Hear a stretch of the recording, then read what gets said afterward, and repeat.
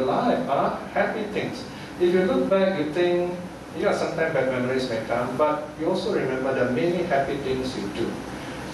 And then check your dreams. What kind of dreams do you have? Right? So you got, make sure if you have happy dreams, good sign.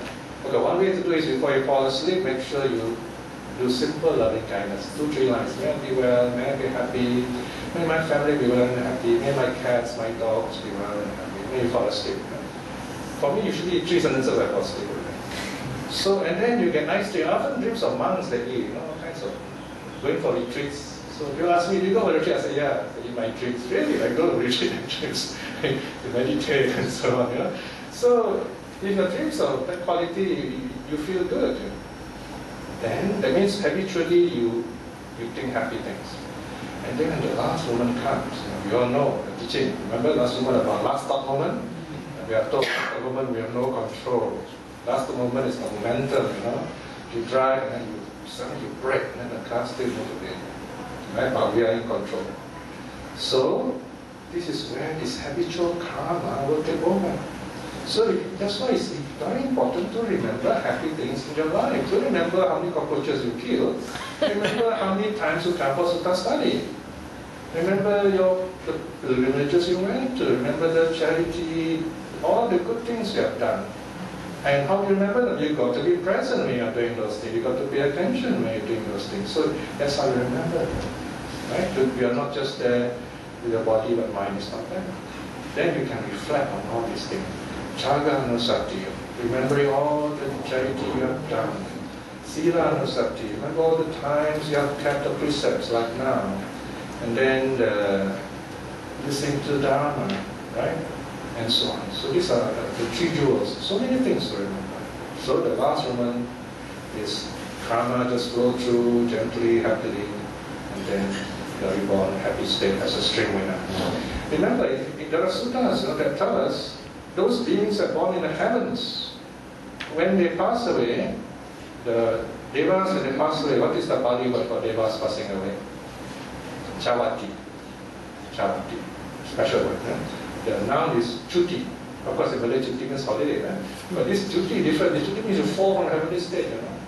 So these devas, they enjoy good karma, right? So they're born in that heavenly state. But once the karma is gone, they get caught up in the snake and ladders of life. They go straight down to hell, like Monopoly, straight to jail.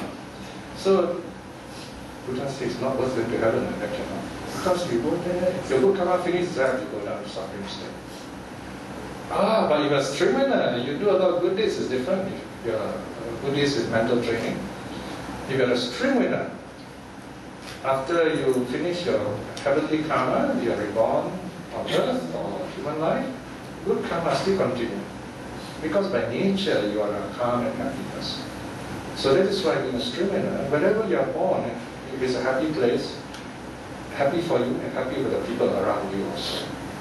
So it's not just for ourselves, also for others. We benefit other people also. And then the next one, everything repeats except the kind of person, section 5. Which shows one who accepts this truth after pondering over them with some wisdom, thus is called a truth follower. So the second person use wisdom, ask questions, and so on. You don't need to choose which one, just let it happen naturally. Okay? If you say, okay, I'm happy with it, you're a fifth place follower. If you put away and ask questions at that time, you're a wisdom follower. Okay, so that's fine. He is descending into the certainty of rightness, or the fixed course to rightness, descending into the plane of the true individuals. He has gone beyond the plane of the worldlings. He is incapable of doing any intentional deed by which he might be reborn in hell, or in the animal world, animal birth, or in the ghost realm, Vitara. He is incapable of dying without having attained the fruit of straight winning. Now I remember, you see, the Buddha and the Arahats, they really help people. There is hope whenever we meet such people. There is the case of Sarakani. Does the name sound familiar to you, Sarakani? We heard the story of Sarakani. Who was Sarakani? What's so special about him? He was a drunk. He was a drunk. But he died a string winner. How can he become a string winner? Talking about breaking the precepts, you know. So when the Buddha announced it, the lay people complained, saying, "Man, cannot fight," you know. And the Buddha said, well, when he was passing away, his mind was clear. In other words, he accepted the teaching later in life, then he stopped drinking. And when he passed away, his mind was at peace. So there's hope. Even if you meet a relative who tells you the whole formula, you know, I'm a drinker. No, no such thing. If you listen carefully, this is the story of Sarakani. There are two stories about him, you know, in the Samyutta, right? So it depends how you can change your mind anytime. It's never too late. The other one is this public executioner, who could be worse. In fact, this man is really treacherous, you know. He has a group of friends, they are thieves, and he kills his other friends, you know. And later, because he's good in killing, he became the official public executioner. So you can imagine this public executioner, what's their karma like? It's terrible, you know. Then he met Sariputta. And Sariputta taught him the Dharma. And he died happy as he was in the heavens. Because he let go of all those negative karma, he didn't think of them anymore. So remember, who will be anyone here? All of us are better than the public executioner. But the public executioner to be reborn in a happy state. Yes, he met Sariputta. But the teachings, same teachings are still with us today. No matter what terrible things we have done, yes, we tell ourselves, that was wrong, that was bad. I forgive myself, all those things I've done. I accept myself just as I am right now. I fill myself with loving kindness. I send my loving kindness out to everyone. You must do that as a Buddhist. And when you do that, you think of all the happy things you have done. And then, next stage, very happy. Right? Even the Buddha has gone through a lot of suffering. Right? But he refused to let the negative aspect, the shadows, to drown. He rose above all these things like a lotus rising from the mud. Remember, that's another reflection. So many beautiful reflections in Buddhism. Right? Reflect on these positive things. Yeah? Next time you meet people who are very sad, negative, these are the stories we tell.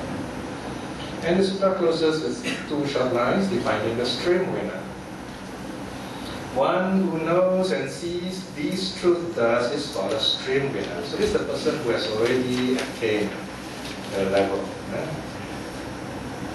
He no longer bound for the lower world. Lower world, here are the animal world, Preta world, hell beings. Of course, today we include Asura world also. But in the Sutta, the Tipitaka, the Asuras are not regarded as one particular world by themselves. Sure of liberation, that means 7 more lives at the most. Destined for awakening. Right? Now, sure of liberation, that means 7 more lives at the most. I asked a lot of monks. 7, is it exactly a number 7? In fact, the official answer I get is the number is just symbolic. Yeah, in Buddhism, 7 is a lucky number. It seems to number 7 is a good number, you know. I mean, take it as relative.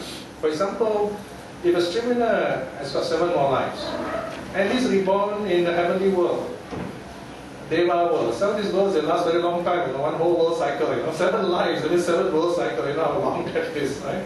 So it's a very long time. Yeah. Basically, he won't suffer, that's the idea. He won't suffer like ordinary beings, right? So sure to attain awakening within 7 lives.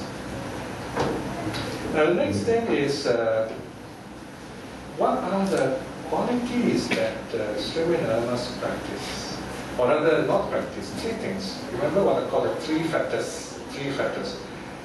I'm not really good at 10 factors. There's an Arahat who destroy all the 10 factors. I'll just summarize. The first 3 factors are very important to understand. In fact, if you break the first 3 factors, you're on the way to awakening already. First factor is what? Sakkaya Ditthi. What is Sakkaya Ditthi? Sakkaya means this body. You take this body as permanent. How many of us? Anyone believe in that? I don't think anyone in their right mind will say this body is permanent. Right? This body, authentically we say the 5 decades are all changing all the time. Any of us can accept that. Right? Opposite of that is called Sakkaya Ditthi. Oh, this body is mine. I, me, mine. My body.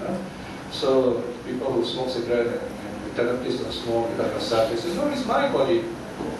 Someone told me that. I said, are you sure it's your body? If you drop dead, I have to clear it away. So it's not your body. So this is, we are renting this body, right? And then next time we get another body, right? I mean, if we get sick, we affect other people, so we are not alone. We are not Robinson Crusoe, right? Even Robinson Crusoe was only alone. We had someone else with him. And then the second one is what? What is the second sentence? What's the Pali word? Yeah, Vichikicha. It's a very funny sounding word. The original word is chikicha. Chikicha means to be sick, and then at the we in front, okay? Doubt. Doubting all the time, instead of looking for what we can understand. Now, doubt should motivate us to question, look for wisdom. That's the purpose of doubt. Some people just want to doubt, that's all, because they don't want to learn. That's dangerous. Because if you habitually do that, then you will become an animal world. So, to doubt means, in other words, we say things like, oh, no hope, no point being good. You look at the people in Singapore, all these boys running away, all the millions of them. So if you don't do that, you don't take advantage of people take advantage of. Take our coffee talk, Oh no, that is vichikicha. That means you have no faith in humanity. That is goodness. It is possible to be good. Right? So vichikicha is opposite. We say no hope, things like that. So look at the bright side of life. What you can do, not what you can't do. So to overcome doubt means you say enlightenment is possible. Being good is good. It is possible to be good. Even though I may not see the result immediately, it is still possible. That kind of thought, very positive thought. For example, you sit peacefully, you feel the peace, you know that. That's called sanditiko. You see it for yourself. What's the third factor to be broken? Silabbata paramasa. Now why did the Buddha mention this? Because there are people in his time who follow crazy practices, Two of the most crazy practices is called the cow vow and the dog vow. These two people, I don't know why they do this. They go and fall and they don't, you ask them how are you, they say woof woof, And the other one, you say how are you, they say woof woof, So they went to the Buddha, and of course they had to talk human language. There's a whole Majjhima Sutta on this. Then they asked the Buddha, please tell us what is our destiny. And the Buddha said, don't ask the kind of question. The Buddha reveals to answer because the answer is not going to make them happy. They insist. Now that's the good thing about them. They insist that, no, you must tell us, you must tell us.